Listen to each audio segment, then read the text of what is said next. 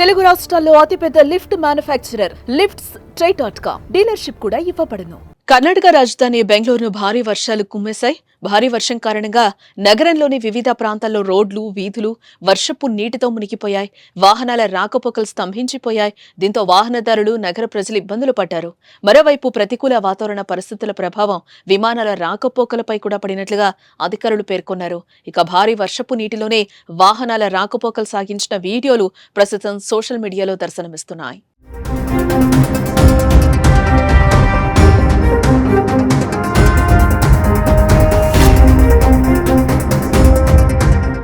మరోపక్క Shantinagar, Malleswaram, Richmond circle, మహదేవ్పురలో రోడ్లపై నీరు ప్రవహిస్తోంది.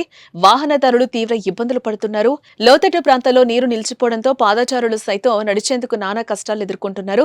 ఎక్కడ మ్యాన్హోల్స్ ఉన్నాయో, ఎక్కడ డ్రైనేజీలున్నాయో అర్థం కాక తికమక పడ్డారు. అధికారులు వర్షపు నీరు రోడ్లపై నిలవకుండా చర్యలు తీసుకోవాలని ప్రజలు కోరుతున్నారు.